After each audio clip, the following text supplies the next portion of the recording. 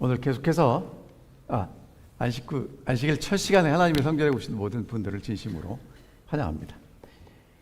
오늘 저희가 계속해서 요한일서에 있는 말씀을 함께 살펴보도록 하겠습니다. 요한일서는 사도 요한이 예수를 믿는 그리스도인들에게 보낸 편지입니다. 근데 왜 보냈냐면 영생을 가지고 있는 것이 무엇인지를 확신시키기 위해서 보냈습니다. 요한일서 5장 13절, 내가 하나님의 아들의 이름을 믿는 너희에게 이것을 쓰는 것은 너희로 하여금 너희에게 영생이 있음을 알게 하려 함이라. 자, 그러면 제가 이제 여쭤보겠습니다.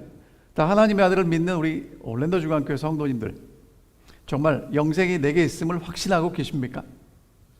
이럴 때 이제 아멘을 크게 하셔야죠. 자, 그 영생이란 사도 요한은 이렇게 설명합니다. 생명, 사귐, 기쁨. 다시 한번 지난 시간에 말씀드린 걸 이제 복습할 텐데요. 내게 하나님이 주신 생명이 있고 그 생명을 가지고 하나님과 이웃과 사귀고 기쁨이 있다면 영생이 있는 것입니다. 자, 생명에 대해서 생명이란 무슨 이야기를 하는 거냐면 완전하신 하나님이 완전하신 인간이 되셨다는 것입니다. 왜냐하면 이 요한 당시에 잘못된 가르침이 교회 안에 들어왔어요. 그리고 교회를 핍박합니다. 여러분, 그러면 교회가 위험한 게 외부의 위험 때문에 교회가 위험할까요? 내부의 잘못된 이설 때문에 위험해질까요? 둘 다겠죠. 근데 더 위험한 게 뭐예요? 내부의 잘못된 가르침입니다. 자, 예수님이 이 땅에 오신 건 진짜 예수님이 사람으로 오신 게 아니라는 가르침이 있었어요. 그러니까 가짜로 이 땅에 오셨다라고 믿는데 그게 사람들이 믿어지는 겁니다. 그래서 요한은 지금 뭐라고 쓰냐면 진짜 100% 하나님이 100% 인간이 돼서 이 땅에 오셨다는 거예요. 하나님과 함께 계셨던 그분이 우리에게 나타난 바 되었다는 것입니다. 그래서 요한은 뭐라고 얘기하냐면 그 생명의 말씀 내가 귀로 듣고 눈으로 주목해서 보았고 손으로 만져봤다. 그러니까 그것은 그냥 막연한 이야기 허구가 아니라 진짜 내가 경험한 것이고 보았고 증언하고 전한다고 말하고 보고 들은 바를 너희에게도 전한다고 강력하게 이야기합니다. 그러니까 여러분, 생명이란 이렇게 정리할게요. 하나님이 가지고 계시던 생명이 예수 그리스도를 통해서 우리에게 전달된 것이 생명입니다. 오늘 우리는요, 여러분, 생명을 위해서는요, 그러니까 창조되는 존재는 생명을 위해서 고민하지 않아요. 여러분, 혹시 아담이 원래 흙이었는데 하나님이 아담을 흙으로 창조했을 때 하나님이 나를 지금 잘 만들고 계시는구나라고 생각했을까요? 뱃속의 아기가 우리 엄마 아빠가 정말 애써서 나를 낳으려고 고생을 하는구나, 그런 생각을 할까요? 그런 생각 못합니다. 생명이란 하나님이 전적인 주도권을 가지고 하시는 일이 생명이에요. 그래서 하나님이 이 땅에 인간으로 오셨다는 것, 그리고 우리를 위해서 십자가에 달려 돌아가시고 우리를 구원하신 게 생명입니다. 자, 그 다음에 이제 뭐가 필요하냐면 그 생명을 주신 그 예수 그리스도와 뭐가 돼야 되냐면 사귐이 필요해요. 여러분, 왜 사귐이 필요하냐면 여러분, 예수님이 왜 인간이 되셨을까요? 예수님이 인간이 되신 이유는 하나님이 창조하신 그 창조를 회복하기 위함인데 하나님의 창조는 하나님과 아담이 서로 존중하고 신뢰하는 그런 관계를 맺고 살아가는 겁니다. 근데 그게 깨졌고요. 예수님이 오셔서 다시 하나님과 우리가 서로 사랑하는 관계를 회복하도록 하시기 위해서 예수님이 오셨다는 것입니다. 요한일서 1장 3절을 다시 읽으면 우리가 보고 들은 바를 너희에게도 전함은 너희로 우리와 사귐이 있게 하려 함이니 우리의 사귐은 아버지와 그 아들 예수 그리스도와 더불어 누림이라. 그러니까 예수 그리스도를 통해서 우리는 하나님과 다시 관계를 회복할 수 있다는 것입니다. 그러면 영생을 얻는데 만족하시면 안 되고요. 그 영생을 얻은 우리가 하나님과의 관계를 회복하는 게 하나님이 우리에게 기대하시는 거라는 거예요. 자, 예수님은요, 이 땅에 그냥 환영, 육체를 가지 않고 그냥 이렇게 영혼만 온 존재가 아니고요. 철학적인 사고를 통해서 만들어낸 인물도 아니고요. 진짜 이 땅에 오신 분이십니다. 그리고 그 일은 역사적 사실이고요. 그것을 보고 듣고 경험한 사람들이 증언했습니다. 그것이 성경이라는 것이죠. 여러분, 그러면 이제 이게 왜 중요하냐면 이렇게 여러분들에게 설명을 드리는 이유가 뭐냐? 자, 보세요. 그 예수님을 만나서 그 예수님과 함께 사귄 사람들에게는 반드시 뭐가 따라와야 되냐면 변화가 따라와야 돼요. 함께 사는데 변하지 않으면 함께 사는 게 아닙니다. 어떻게 제가 이렇게 자신 있게 말씀드릴 수 있냐면, 여러 번 말씀드려서 저희 집 고양이들의 특성을 잘 아시겠지만, 저희 집 고양이들이 정말 입이 짧아요. 왜 짧은가 그랬더니 주인이 입이 짧습니다. 그 다음에 저희 집 고양이들이 오늘 아침도 제가 이제 일어나자마자 간식을 줬는데, 그 캔에 담긴 그 고양이 밥을 주면 거기에는 그 고기가 있잖아요. 그리고 이제 고기와 함께 국물이 있거든요. 근데 저희 집 고양이들은 뭘 좋아하냐면 고기를 안 먹고 국물부터 먹어요. 저희 집 사람이 왜 그런가 봤더니 절 닮았답니다. 근데 여러분, 너무너무 신기한 건 한 번도 가르쳐 준 적이 없어요. 그렇게 닮더라고요. 이유가 뭐예요? 같이 사니까. 여러분, 예수님이랑 같이 사귐이 있고 같이 살아가는데 변하지 않는 건 불가능합니다. 이러면 변하지 않을 수 있어요. 아침에 잠깐 보고 하루 종일 따로 놀다가 저녁에 잠깐 보고, 그러나 하루 종일 같이 지내면요 닮게 돼 있어요. 심지어는요, 여기 이제 우리 장로님 집사님들이 30년 40년 이렇게 50년 같이 사신 분들은요 표정도 닮아요. 얼굴도 닮아요. 왜 그럴까요? 같이 웃고 같이 울고 같이 먹어서 그렇다는 것입니다. 자, 그래서 오늘 우리에게 영생이 있음을 알게 하기 위해서 이 편지를 쓰는데, 여러분, 영생이 있다는 걸 어떻게 알 수 있을까요? 자, 그래. 영생이 눈에 보입니까? 그럼 여러분, 이제 영생은 너무 이제 큰 얘기니까 더 쉬운 얘기. 자, 생명이 있다는 걸 어떻게 알 수 있을까요? 자, 여러분, 제가 질문합니다. 여러분 지금 살았어요? 죽었어요? 이게 너무 어리석은 질문인데, 여러분, 그럼 내가 살아있는 걸 어떻게 증명하시겠어요? 여러분, 살아있는 건 아는 게 아니고요, 살았다는 걸 경험하는 겁니다. 여러분이 숨 쉬고 말하고 행동하고 생각한다는 건 살았다는 거예요. 그게 생명이라는 겁니다. 그러니까 생명이 있다는 건 증거가 있는 거고요, 결과가 드러난다는 거예요. 그러면 마찬가지로 영생은 눈에 보이지 않지만 영생이 있다는 건 영생을 가지고 있는 결과가 드러나는 것입니다. 여러분, 성경은 오늘 우리에게 뭐라고 얘기를 하냐면, 우리가 영생을 얻었다는 걸 막연하게 예수님 오실 때 그때 가서 영생을 얻었나 얻지 않았나라고 그렇게 가르치지 않는다는 거예요. 복권이 당첨되는 것도 아니고, 여러분 확률로 예수 그리스도를 믿으십니까? 아니잖아요.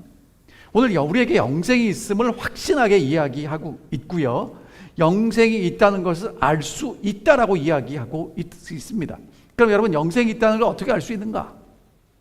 자, 죄로 인해 하나님과 우리의 관계가 깨어졌는데 그 관계가 회복되는 것이 영생이라는 거예요. 보세요. 여러분, 그냥 복잡하지 않게 쉽게 설명드릴게요.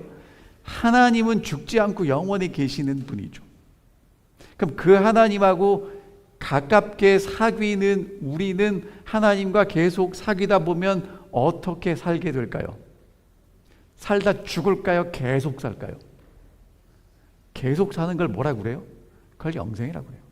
그러니까 여러분, 영생을 누리는 사람은요, 자기가 영생을 누리는지 안 누리는지도 몰라요. 왜? 그렇게 사는 게 당연하니까.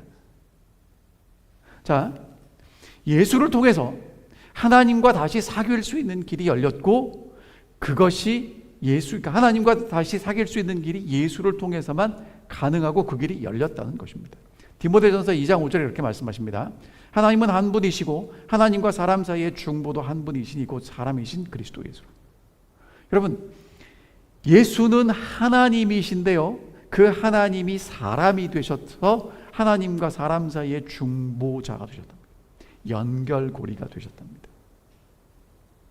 그러니까 여러분, 우리가 예수 그리스도를 믿는다는 건 얼마나 소중한 이 복음이냐면, 하나님과 우리가 끊어져서 연결될 수 없었는데 예수 그리스도를 통해서 연결될 수 있다는 거예요. 왜 가능하냐? 여러분, 예수님은 100% 하나님이십니다. 아멘입니까? 그러니까 예수님하고 하나님하고는 100% 연결이 됐어요. 근데 예수님은 100% 인간입니다. 그럼 예수님과 우리하고 100% 연결이 될 수 있나요? 연결이 될 수 있죠. 그럼 여러분, 예수님 안에서 하나님과 우리는 절대로 하나 될 수 없는데, 거룩하신 하나님과 죄인은 하나 될 수 없는데, 예수님 안에서 거룩하신 하나님과 죄인이 하나 될 수 있다는 얘기예요. 그리고 그 하나됨을 계속 누리고 살아가는 걸 뭐라고 이야기하냐면 사귐이라고 이야기합니다.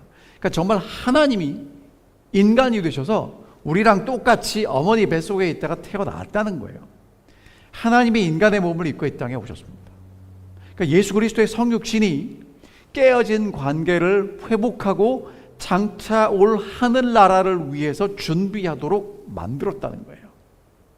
근데 여러분, 이게 왜 우리에게 중요한 복음이냐면, 인간은 스스로 죄 문제를 해결할 수가 없습니다. 무슨 얘기냐? 죄값을 갚아야 돼요. 하나님이 뭐라고 말씀하셨냐면, 죄를 지으면 정령 죽을 거다라고 말씀하셨거든요. 그래서 죄를 지으면 그 값을 갚아야 되는데, 그 값을 갚고 나면 인간은 흙으로 돌아갑니다. 그럼 어떻게 돼요? 하나님의 창조는 다 사라지게 되죠. 그러니까 인간은 그 값을 해결할 수 없는 존재라는 거예요. 그래서 예수님이 이 땅에 오셨고요, 또 예수님이 이 땅에 오신 이유는, 하나님은 거룩하세요. 하나님은 사랑이시고 우리를 용서하시는 분이심과 동시에 죄인과는 함께 할 수 없는 거룩한 분이기 때문에 예수님이 이 땅에 오셔서 우리와 함께 하시는 것입니다. 그래서 그리스도 안에서 하나님과의 관계를 회복할 수 있게 된다고 말씀하시는 것이죠. 자, 그 다음에 예수 안에서 우리는 이제 사귀고 살아가야 되는데요.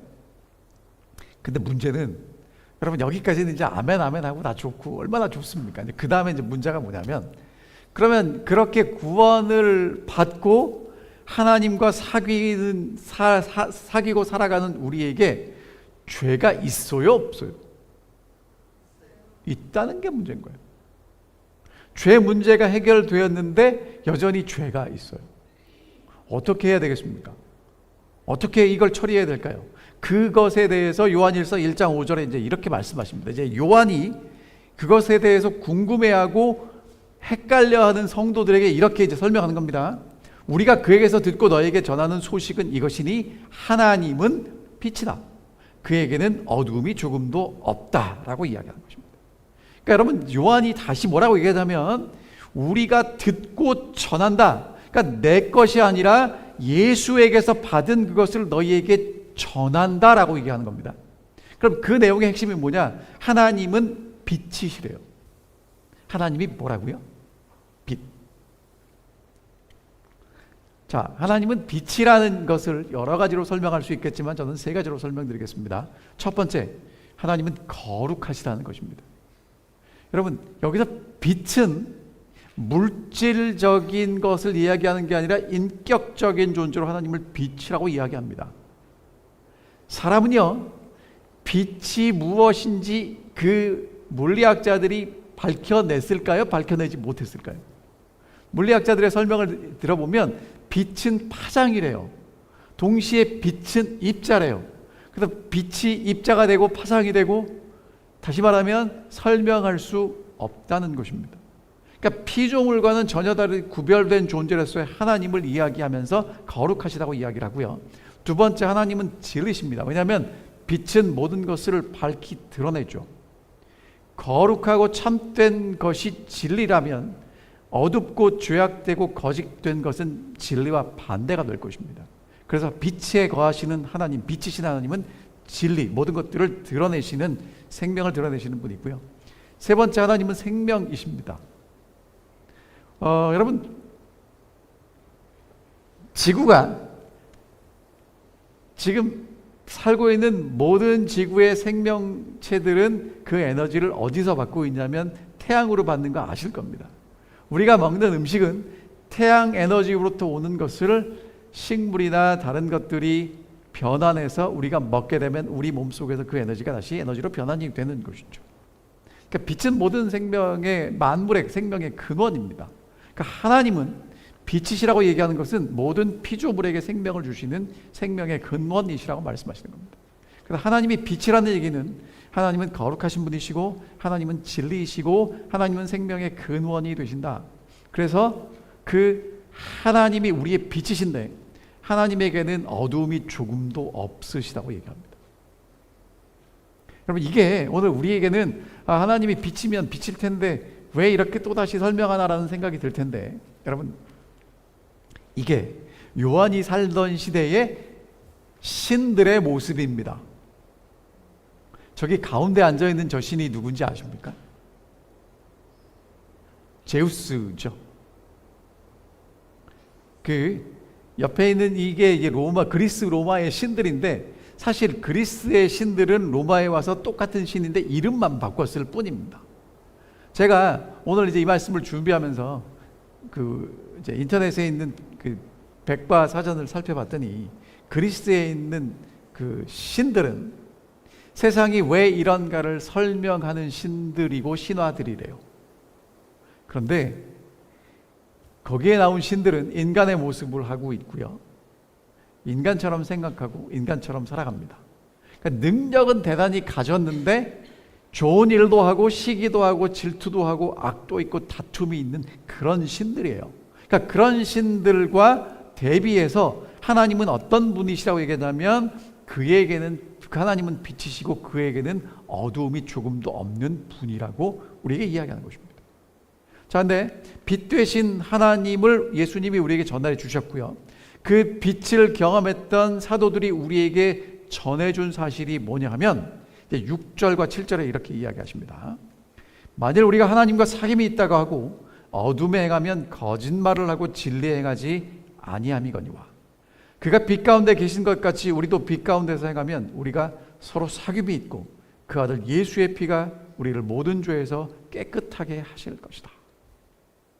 여러분, 이 두 가지가 나와요. 요한복음에는 이것을 어떻게 설명하냐면 빛이 있으면 빛으로 나가는 사람과 빛을 거부하고 어두움 가운데 남아있는 사람들로 이야기하고 있습니다. 여러분, 빛이 비춰질 때 빛으로 나아가시겠습니까? 아니면 빛으로부터 멀어지시겠습니까? 여러분과 저는 어떻게 반응하고 있나요? 여러분, 빛으로 나아간다는 건 뭐 하고 싶다는 얘기냐면 내게 잘못된 점이나 부족함이 있으면 고치고 싶다는 얘기예요. 근데 어두움으로 뒤로 물러간다는 것은 누구는 고치고 싶지 않다는 거예요.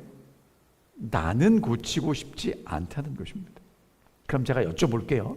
여러분, 기도할 때 뭐라고 기도하십니까? 하나님께서 제게 원하시는 그 뜻을 이룰 수 있게 해주세요라고 기도하십니까? 아니면 하나님께 쭉 기도의 제목의 목록을 하나님께 읊어드리면서 하나님, 제가 말씀드리는 거 이루어 주세요라고 기도하십니까? 대답하지 마세요. 대답하라고 드리는 질문이 아니고 뭐라고 기도하시는지를 생각해 보시라는 겁니다.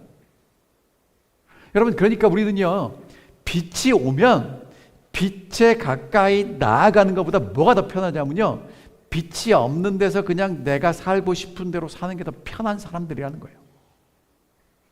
근데 여러분, 빛이 있으면 주변에 환하게 되고요, 빛이 있으면 주변에 있는 것들이 드러나게 됩니다. 빛은 어둠에 의해서 감춰져 있는 것들을 드러내는 거죠. 자, 보세요. 여러분, 이건 사진입니다. 저렇게 깜깜한 방에 빛을 비추면 불이 켜지면 기둥이 어떻게 생겼는지, 그 옆에 그림이 어떤 것들이 붙어 있는지, 어떤 가구가 있는지 다 알게 되는 것입니다. 그래서 하나님은 빛이시란 건 거짓과 사망과 죽음을 드러내시는 분이라는 거예요. 근데 특별히 요한은 여기서 두 가지를 얘기하고 있습니다. 그러니까 여러분, 이 요한복음은 예수를 믿지 않는 사람들에게 예수를 믿게 해서 영생이 있음을 알게 하려는 목적이고, 요한일서는 이미 예수가 하나님의 아들이심을 믿는 사람들에게 영생이 있음을 확인시켜 주기 위한 목적이잖아요. 그래서 지금 여기 나오는 사람들은 뭐냐면 하나님과 사귐이 있다라고 믿는 사람들이에요. 그렇게 주장하는 사람들이에요. 자, 그럼 여러분 여쭤볼게요. 여기 오늘 예배에 참여하시는 여러분과 저는 하나님과 사귐이 있나요? 없나요? 있겠죠? 아멘입니까? 아멘입니다. 자, 그러면 하나님과 사귐이 있는 사람들 중에 어두움 가운데서 행하는 사람이 있고 빛 가운데서 행하는 사람이 있어요. 그러니까 공통점은 둘 다 하나님과 사귐이 있다고 고백하는 겁니다. 내가 하나님과 동행한다고 생각하고 구원받았다고 확신하고 예수 믿는 사람이라고 고백하는 사람들이에요. 자, 근데 이 사람들이 진짜 사귐이 있으면, 정말 예수를 만나면 변화가 찾아온다는 거예요. 말이 변하고 행동이 변하는 것입니다. 근데 예수와 사귀는데 여전히 어둠 속에서 걸어가는 사람들이 있고, 예수와 사귀는데 빛 가운데서 걸어가는 사람들이 있다는 거예요. 그러니까 요한 당시에도 그랬어요. 그러니까 여러분 고민 안 하셔도 돼요. 왜냐하면 요한 당시에 예수를 믿던 사람들은 어떤 사람들이냐면, 예수를 직접 눈으로 보고 예수님 말씀을 듣고 예수를 만지고 예수랑 같이 삶을 나누었던 요한에게 예수님 이야기를 들은 사람이에요. 그런데 그렇게 복음을 직접 요한을 통해서 듣고도 예수와 사귀인다고 얘기하는데 어두움 가운데 행하는 사람이 있었고요, 빛 가운데 행하는 사람이 있었다는 거예요. 그러니까 지금 수천 년 지나서 오늘 여러분과 제가 그런 복음을 듣고 어두움 가운데서 행할 수도 있고 빛 가운데서 행할 수 있다는 건 지극히 정상적인 일이라는 것입니다. 그럼 여러분 여기서 행한다는 것, 여기서 이제 믿는다고 표현하지 않고 행한다고 표현하는데, 행한다는 건 뭐냐면 말 그대로 걸어가는 거예요.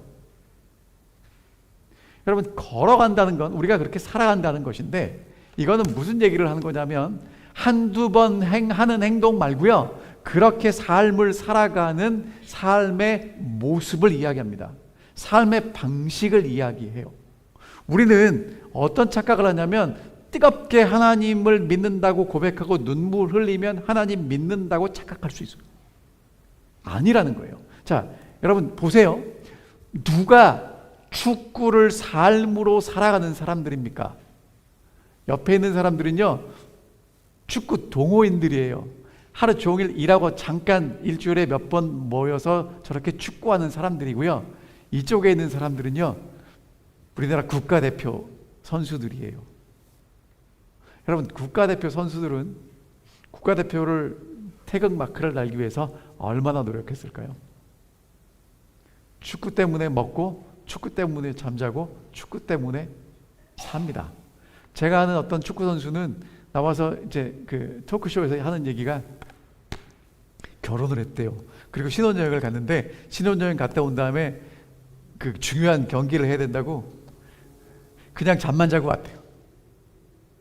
그러니까 이 사람들이 정말 축구를 위해서 온 마음과 정성을 다해서 살아가는 걸 축구를 위해 산다고 얘기를 하는 거예요. 그러니까 여러분, 정말 그리스도와 함께 사귀고 어두움 가운데서 행하고 빛 가운데서 행한다는 얘기는 그냥 한 번 믿고 믿는다고 이야기하는 게 아니고, 한 번 고백하고 고백하는 게 아니라 그렇게 삶을 살아가는 것을 이야기합니다. 자, 그럼 이제 어두움 가운데서 행하는 것이 무엇인지를 좀 살펴볼 텐데요. 빛이 거룩이고 진리고 생명이라면 어두움은 거짓과 죄악과 죽음이겠죠. 그러니까 하나님과 완전히 반대가 되는 속성입니다. 그러니까 하나님과 전혀 다른 모습에서 살아가고 있다는 것입니다. 에베소서 2장에 보면 어두움 속에 살아가는 사람들을 이렇게 얘기합니다. 그는 허물과 죄로 죽었던 너희를 살리셨도다. 그때의 너희는 그 가운데서 행하여 이 세상 풍조를 따르고 공중의 권세 잡은 자를 따랐으니 곧 지금 불순종의 아들들 가운데서 역사하는 영이라. 전에는 우리도 다 그 가운데서 우리의 육체의 욕심을 따라 지내며 육체와 마음이 원하는 것을 하여 다른 이들과 같이 본질상 진노의 자녀이었더니. 그러니까 여러분, 어두움 속에 있는 사람들은 어떻게 살아간다고 이야기를 하냐면 세상과 사단과 육체의 정욕을 따라 살아가는 사람들입니다. 그러니까 여러분, 무엇을 따라 살아가느냐가 되게 중요한데 내가 하고 싶은 것을 따라 살아가는 사람들이, 로마서 5장에서는 이런 사람들을 뭐라고 얘기하냐면 우리가 육신에 있을 때에 율법으로 말미암는 죄의 정욕이, 그러니까 우리의 마음이 하나님과 관련 연결되지 않은 마음이 우리 지체 중에 역사해서 우리로 사망을 위해서 열매를 맺게 했다고 이야기합니다. 그러니까 여러분, 오늘 여러분과 제가 사망을 위한 열매를 맺게 돼 있어요. 그냥 하나님과 연결되지 않은 마음의 소원을 따라서 내가 원하는 대로 살아가면 그렇게 살게 된다는 것입니다. 여러분, 그런 사람은 하나님과 사귄다고 이야기할 수 없죠. 그래서 하나님과 사귄다고 얘기하는 사람이 어둠 속에서 여전히 살아간다면 그 사람 말은 거짓말이라는 거예요. 하나님이 빛이십니다. 그런데 하나님 안에는 거짓과 죄악과 죽음이 없잖아요. 근데 하나님과 사귄다고 하면서 어두움 가운데서 여전히 걸어가는 사람은 거짓말하는 거예요. 그러니까 여러분 있죠, 요한이 사랑의 사도예요. 굉장히 하나님의 복음을 힘있게 증거하는데 여러분, 복음은요 알면 알수록 그 결과는 은혜스럽지 않아요. 되게 무섭습니다. 그러니까 여러분, 성경을 진짜 마음을 다해서 읽으시면, 그러니까 대충 읽으시면 은혜로운 말씀이 너무 많아요. 하나님이 우리를 사랑하시는데 여러분, 하나님이 우리를 사랑하시는 건 변함이 없고 은혜롭고 자비로우신데 그 사랑을 받는 결과는 굉장히 정확하다는 것입니다. 하나님과 사귄다고 하는 사람이 어두움 가운데서 행하는 건 거짓말이라고 이야기하는 것입니다. 그리고 그런 건 있을 수 없다고 이야기하는 것이죠. 자, 그러면 빛 가운데 가는 사람들은 어떻게 살아가야 될 것인가? 7절 다시 읽습니다.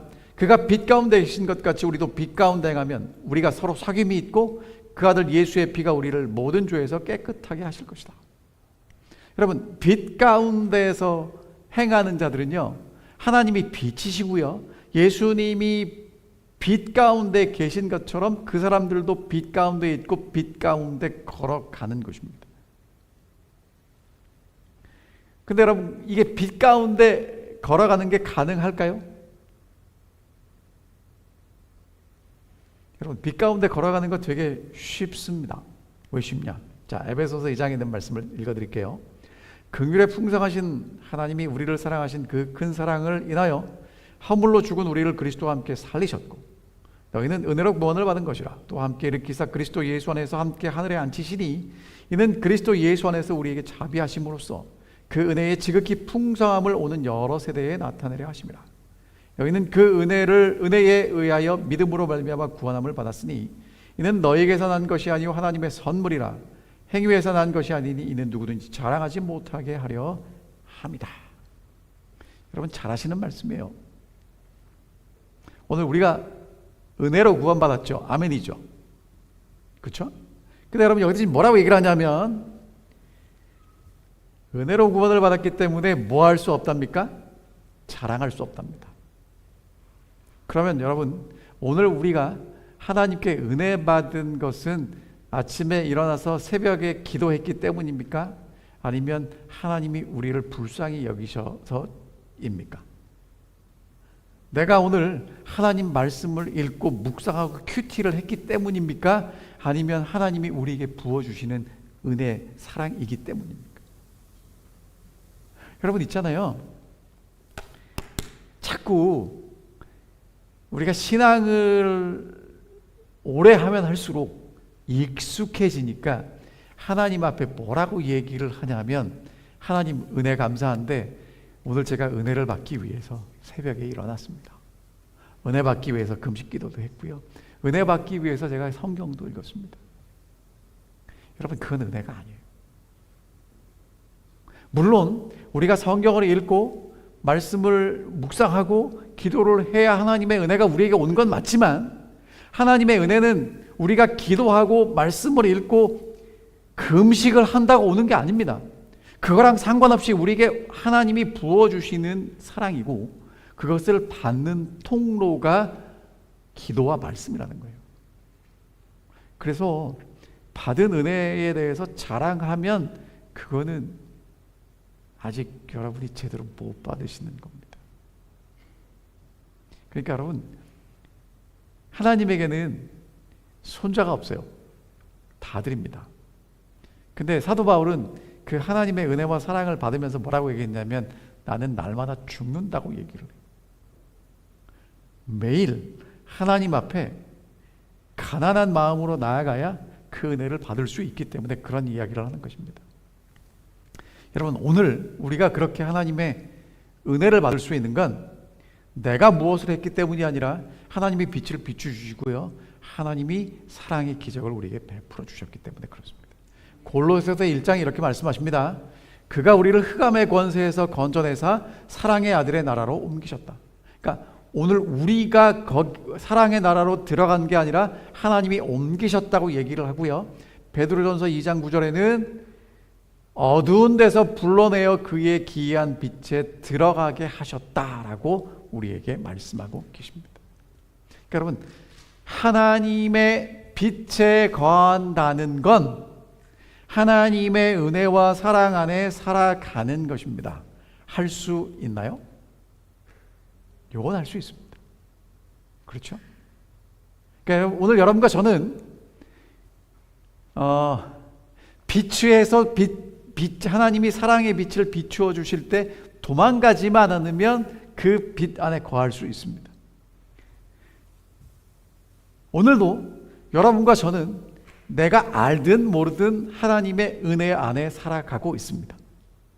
태양이 뜨는 것, 달이 뜨는 것, 별이 뜨는 것, 우리에게 산소가 공급되는 것, 그 모든 것들은요 하나님의 은혜인데요. 여러분, 그거 아세요? 진짜 우리 생전에 소중하고 가치 있는 것일수록 아무도 거기에다가 가격을 붙이지 않아요. 그냥 덜 중요한 것에는 가격을 많이 붙입니다. 여러분, 다이아몬드가 있어야 사시는 분, 물론 그런 분도 계실지 모르지만 다이아몬드가 없다고 배고파 죽지는 않잖아요. 그러니까 여러분, 그런데 만약에 숨 쉬는 것을 돈 주고 숨 쉰다고 그러면 어떻게 하실겠습니까? 물론 요즘도 사람들이 돈을, 물을 팔아서 많이 법니다. 특별히 공항 가면 물병 하나에 5불씩 해요. 그렇게 비싼지 모르겠어요. 그러나 여러분, 물은 정말 값싸게 누구나 먹을 수 있지 않습니까? 더군다나 여러분, 공기 우리가 돈 주고 사 먹나요? 태양에너지를 돈 주고 여러분들이 받아 쓰시나요? 아니지 않습니까? 하나님이 그렇게 은혜를 베풀어 주시기 때문에 살아간다는 것입니다. 자, 그러면 빛 가운데서 행하는 것은 어떤 것인가? 자, 어두움 가운데 사는 것과 정반대입니다. 어두움 가운데 산다는 건 육신의 정욕을 따라 살아가는 것이고요. 내가 최우선이 되는 삶이었다면, 빛 가운데 사는 건요, 이제 어떤 게 더 크게 내 마음속에 역사하는 거냐 하면 하나님께 받은 사랑이 더 크게 역사하는 사람이라는 거예요. 그러니까 육신의 정욕과 탐심을 십자가에 못 박았다는 얘기는요, 뭐가 더 크냐 하면 내가 받은 은혜가 더 큰 거예요. 그러니까 내 속에는 여전히 정욕과 욕심과 이기심이 있어요. 근데 그것보다 뭐가 더 큰 사람이냐면 하나님께서 내게 주신 은혜가 더 큰 것을 경험한 사람을 이야기하는 것입니다. 그런 사람은 뭐라고 고백하냐면 내게 사는 것이 그리스도니라고 고백해요. 죽는 것도 유익하답니다. 사도 바울은 빌립보서 2장에서 이렇게 얘기합니다. 너희 안에서 행하시는 이는 하나님이시니 자기의 기쁘신 뜻을 위해서 너희에게 소원을 두고 행하게 하신다. 그러니까 오늘 정말 하나님의 은혜를 경험한 사람들은요, 내 속에서 하나님의 뜻이 이루어지기를 소원하고 살아간다는 것입니다. 여러분, 이게 너무 막연한 얘기처럼 들리는데 이런 거죠. 정말 기대하지 못했을 때 누군가 나에게 은혜를 베풀면 여러분, 그 은혜에 대해서 감사한 마음이 생기나요? 그리고 그 감사한 마음을 표현하고 싶어지나요? 그 얘기를 하는 겁니다. 제가 일전에 보여드렸지만 길고양이를 박스를 줍던 할머니가 이제 먹을 거를 줬어요. 그러니까 길고양이가 할머니한테 고마운 거예요. 그래가지고 할머니한테 선물을 하는데 무슨 선물을 했냐 하면 자기가 제일 좋아하는 게 쥐잖아요. 이렇게 쥐를 잡아다가 할머니 앞에 갖다 놓는 거예요. 할머니가 기겁을 하고 놀랍니다. 몇 번 했는데 할머니가 안 좋아하는 것 같아요. 그래서 이제 고양이가 생각을 바꿉니다. 아, 할머니가 좋아하는 건 쥐가 아니다. 그리고는 이제 할머니가 폐지를 줄 때 늘 장갑을 끼고 하니까 장갑을 주워오기 시작했어요. 동네에 있는 모든 장갑을 매일 할머니 앞에 가져오는 겁니다. 이유가 뭐예요? 할머니가 나한테 밥 줬다고. 여러분, 동물도 내게 은혜를 베푼 사람에게 은혜를 갚고 싶어져요. 정말 여러분과 제가 하나님이 내게 기대하지도 않았는데 놀라운 은혜와 선물을 주셨다는 것을 알게 된다면 그것을 조금이라도 갚고 싶은 마음으로 살아가게 된다라고 말씀하시는 거예요. 그러니까 은혜 받은 만큼 살아가는 겁니다. 빛 가운데 행하는 사람들은요, 전에는 내 마음의 소원을 이루는 게 내가 사는 이유였다면 이제는 하나님께 어떻게 내가 하나님을 기쁘시게 할 것인가가 마음의 소원으로 바뀌는 것입니다.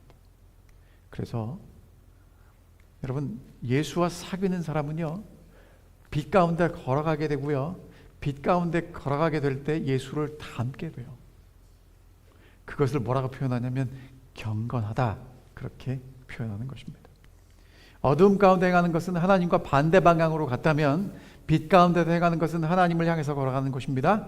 어둠 가운데서 행하는 사람들은 하나님을 왜곡되게 드러냈다면 빛 가운데 행하는 사람들은 하나님을 있는 그대로 사랑의 하나님으로 드러나게 될 것입니다. 어둠 가운데 행하는 사람들이 내가 원하는 것을 추구하고 살았다면 빛 가운데 행하는 사람들은 하나님이 원하시는 것을 추구하고 살아가게 될 것입니다. 빛과 어두움이 명확하게 나누는 것처럼 빛 가운데서 행하는 것과 어두움 가운데서 행하는 것도 명확하게 나누어지게 될 것입니다.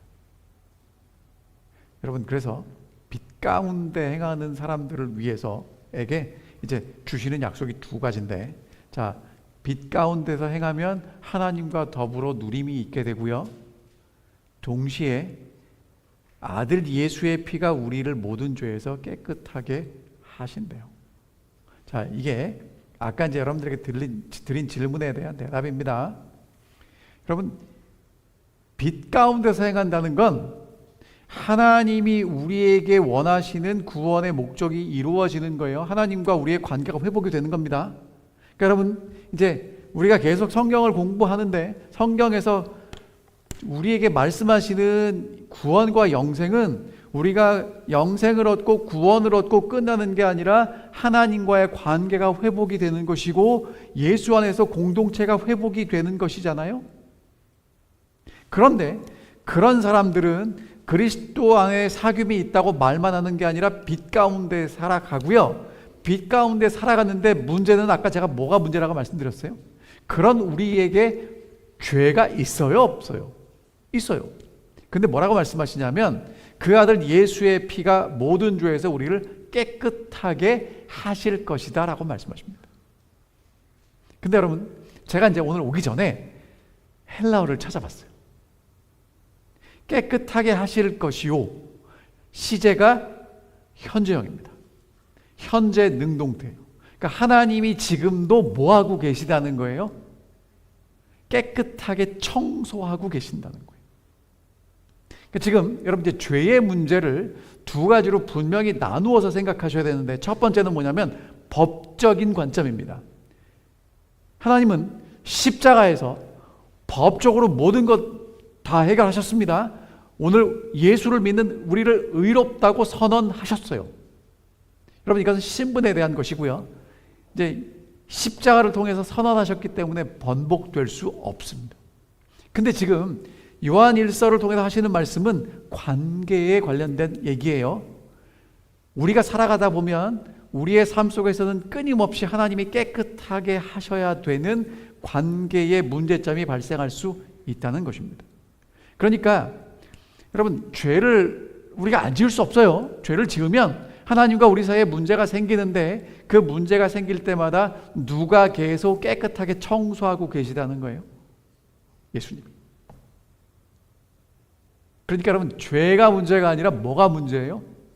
청소 문제라는 거죠. 자, 여러분 이게 너무 이렇게 얘기하면 제가 너무 이렇게 단순하게 생각하는지 몰라도, 깨끗한 집과 더러운 집의 차이가 뭔지 아십니까? 쓰레기가, 여러분 깨끗한 집이 쓰레기가 나올까요? 안 나올까요? 먼지가 나올까요? 안 나올까요? 여러분 그거 보셨죠? 아무도 살지 않는 집에는 먼지가 쌓일까요? 안 쌓일까요? 왜 쌓이죠? 쌓입니다. 쓰레기가 나올까요? 안 나올까요? 그럼 여러분 사람 사는 집에는 먼지도 쌓이지만 쓰레기도 나오겠죠? 근데 깨끗한 집과 깨끗하지 않은 집의 차이가 뭐예요? 깨끗한 집은 주인이 밤낮으로 청소를 해서 쓰레기를 한 곳에 모아두는 집은 깨끗해 보이고요. 그 쓰레기가 여러 군데 널려 있으면 지저분하게 보이는 것입니다. 여러분 그러면 하나님 안에 사귀는 그리스도인들에게 죄가 있어요? 없어요? 있어요. 그런데 여러분 죄가 있는 게 문제가 아니고, 죄를 예수님이 지금도 청소하시느냐 하시지 않느냐가 문제라는 거예요. 빛 가운데서 하나님과 사귐이 있고 빛 가운데 걸어가면 예수님이 계속 뭐하고 계시다고요? 청소하고 계시는 거고요. 그렇지 않으면 계속 남게 되는 것입니다. 여러분 예수님의 피가 씻지 못할 죄가 있습니까? 없습니까? 없죠. 그러니까 여러분 죄 문제는 사실 이제 우리 문제가 아니라 누구 문제예요? 하나님 문제예요. 근데 하나님은, 여러분 그거 아세요? 예수님이 우리 마음 문 밖에서 두드리시잖아요? 뭐 하고 싶어서 두드리세요? 들어와서 청소하시려고. 근데 청소하시려면 우리가 마음 문을 열어드려야 되잖아요? 열어드리지 않으면 와서 청소를 할 수 있어요? 없어요? 못하죠. 여러분 예수님은요 24/7입니다. 언제든지 부르면 오세요. 그래서 청소해 주실 겁니다. 자, 예수님 이야기, 베드로와 예수님 이야기 할게요. 예수님이 이제 마지막 제자들과 식사를 하시기 전에 제자들의 분위기가 대단히 냉랭했습니다. 이유가 뭔지 아세요? 여러분 예수님은 지금 제자들하고 마지막 식사를 하고 싶으신데, 제자들은 예수님이 나귀 타고 예루살렘에 오셔서 6월절에 왕이 되실 걸 기대했기 때문에 계속 싸웁니다. 뭐 때문에 싸우냐면 누가 크냐. 여러분 유다가 그 자리를 놓치겠어요? 베드로가 놓치겠어요? 그래서 예수님이 이제 아무도 예수님 발을 씻어주지 않으니까 예수님이 한 사람씩 발을 씻기기 시작합니다. 근데 베드로가 도저히 견딜 수가 없어가지고 뭐라 그래요? 예수님 내 발 못 씻깁니다. 그랬더니 예수님 뭐라 그래요? 야, 발을 내가 안 씻겨주면 너랑 나랑은 상관이 없어. 그랬더니 예수님 그러면 목욕시켜 주세요. 그랬더니 이렇게 말씀하십니다. 이미 목욕한 자는 발만 씻으면 돼. 온몸은 깨끗한 거야 라고 말씀하시죠. 그러니까 여러분 오늘 우리는 예수 그리스도의 십자가를 통해서 이미 목욕했어요. 하나님과 한번 연결된 관계는 내가 끊어내지 않으면 절대로 끊어질 수 없습니다. 여러분 우리를 향한 하나님의 사랑은 변함이 없고요. 근데 여러분, 사랑은 하나님이 우리에게 주셔도 안 받는 건 누가 선택합니까? 내가 선택하죠. 그러니까 내가 끊어내지 않으면 절대로 끊어지지 않고요. 하지만 매일의 삶 속에 일어나는 죄들은 매일 씻어야 합니다. 누가 씻어주시겠다고요? 예수 그리스도께서 씻어주시겠다고 약속하십니다. 그러니까 여러분, 예수를 믿는다는 건 예수 믿고 내가 무엇을 누리는 것보다 더 중요한 게 빛 가운데 그리스도와 함께 걸어가는 얘기예요. 그러니까 자꾸 예수를 통해서 얻는 결과를 우리가 추구하는데, 예수랑 함께 걸어가면 결과는 자동적으로 따라온다는 말씀을 하고 계시는 겁니다. 여러분, 빛 가운데 있는 사람도 죄를 짓습니까? 네, 짓습니다. 하지만 그 죄는 하나님과 우리의 관계를 끊지 못합니다. 그리고 예수의 피는 모든 죄에서 우리를 깨끗하게 하실 것입니다. 그래서 빛 가운데 걸어가면 예수를 점점 닮게 됩니다. 그리고 하나님이 드러나게 되죠. 여러분, 이게 사도 요한이 요한일서를 기록한 목적이고요. 저는 이 요한일서가 1세기 그리스도인들에게 필요한 편지인 줄 알았는데, 이 요한일서는 누구에게 필요한 편지냐면 제가 보니까 저 읽으려고 써주신 편지예요. 하나님을 믿는 게 도대체 영생을 얻었다는 게 무엇인지를 우리에게 구체적으로 이렇게 말씀하고 계십니다. 하나님과 사귐이 있는 사람들, 빛 가운데 걸어가는 사람들 가능합니다. 누구 안에서? 예수 그리스도 안에서. 다시 말씀 읽습니다. 만일 우리가 하나님과 사귐이 있다고 하고 어두움에 행하면 거짓말을 하고 진리를 행하지 아니함이거니와, 그가 빛 가운데 계신 것 같이 우리도 빛 가운데 행하면 우리가 서로 사귐이 있고 그 아들 예수의 피가 우리를 모든 죄에서 깨끗하게 하실 것이다. 여러분, 우리에게 비춰주시는 그 빛 가운데 함께 살지 않으시겠습니까? 빛을 받으시려면 내가 매일 어둡다고 고백하셔야 합니다. 내 안에 빛이 있다고 하시면 절대로 빛을 비춰주실 수 없고요. 여러분, 빛 가운데 걸어가면 예수님이랑 사귀게 되고요, 하나님이랑 사귀게 되고요, 하나님이랑 사귀게 되면 하나님을 닮게 됩니다. 그리고 빛 가운데 있는 우리에게 끊임없이 일어나는 죄들은 예수님이 해결하실 것입니다. 이게 오늘 우리에게 주시는 약속의 말씀이고 보증의 말씀입니다. 아무쪼록 여러분, 정말 예수 그리스도를 통해서 우리에게 생명을 주시고 사귐을 주시고 영생을 주셨다는 그 확신 가운데 기쁨을 누리고 살아가시게 되기를 바라면서 오늘 말씀 줄이겠습니다.